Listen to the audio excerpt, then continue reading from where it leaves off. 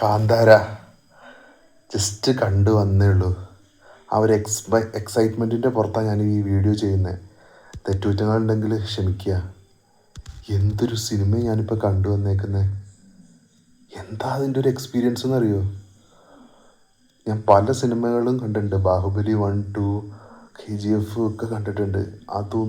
അതൊക്കെ കാണുമ്പോൾ കിട്ടിയ ഗൂസ് ബംസ് ഈ പടത്തിന് കിട്ടി.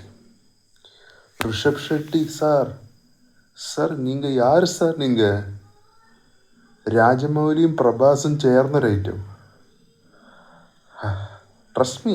കാരണം ബാഹുബലിയൊക്കെ എന്ന് പറഞ്ഞു കഴിഞ്ഞാൽ ഡയറക്ടർ രാജമൗലി, അതിൻ്റെ കഥ എഴുതിയിരിക്കുന്നത് പുള്ളിയുടെ അച്ഛൻ, അദ്ദേഹത്തിൻ്റെ പേര് ഓർമ്മ വരുന്നില്ല, അഭിനയിച്ചിരിക്കുന്നത് പ്രഭാസ്. ഇത് മൂന്നും ഒരാൾ ചെയ്തേക്കുക. എന്നിട്ട് ഇതുപോലൊരു സാധനം പുള്ളപ്പ് ചെയ്യുക. അതും ഫസ്റ്റും സെക്കൻഡും.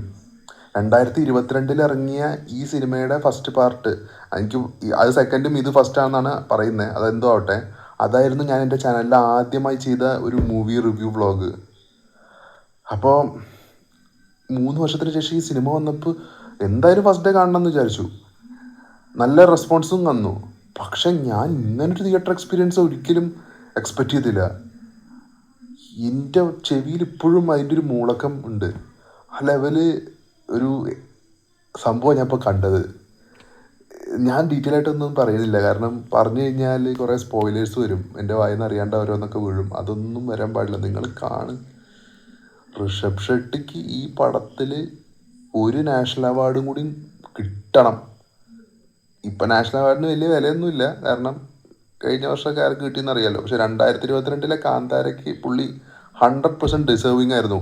അതിനെ കടത്തി വെട്ടുന്ന പ്രകടനം ഇതിന്. ആകെ കുറച്ച് കല്ലുകടി തോന്നി ചില കോമഡി സീൻസ് ഉണ്ട്. അത് കന്നഡക്കാർക്ക് വർക്കൗട്ട് ആവും, കാരണം അവരുടെ ഒരു നേറ്റീവ് കോമഡീസൊക്കെ ഉണ്ട്. അതൊന്നും എനിക്ക് അത്ര വർക്കൗട്ട് ആയില്ല ഫസ്റ്റ് ഹാഫിൽ. പക്ഷെ എന്നാലും first half from the first scene onwards നല്ല എൻഗേജിങ് ആണ്. സെക്കൻഡ് ഹാഫ് അത്യാവശ്യം ലെങ്ത് ഉണ്ട്, പക്ഷേ എനിക്ക് ബോറിങ് അവിടെ ഒന്നുമില്ല. ഞാൻ അങ്ങനെ ഇരുന്ന് കണ്ടു. ഞാൻ ഫോണിലേക്ക് നോക്കിയിട്ടില്ല. ആ ലെവല് എൻഗേജിങ് ആയിരുന്നു.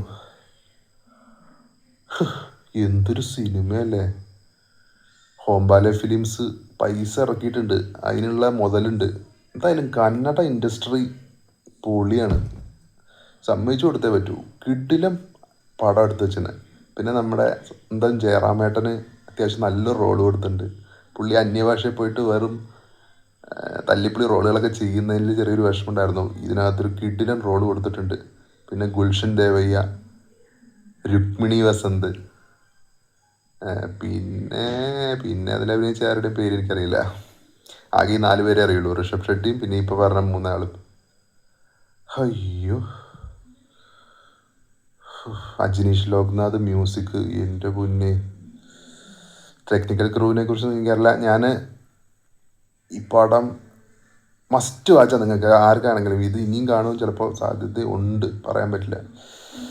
എന്തായാലും നമ്മൾ കൊടുക്കണ ഓരോ പൈസയ്ക്ക് മുതലാണ് ഈ പടം. എത്രയും പെട്ടെന്ന് ടിക്കറ്റ് എടുത്തോ. നല്ല റഷ് ഉണ്ടാവാൻ ചാൻസ് ഉണ്ട് ഈ വീക്കെൻഡൊക്കെ. കിടിലൻ പടം, കിടിലൻ. അപ്പോൾ ശരി, അടുത്ത വീഡിയോ ആയിട്ട് കാണാം.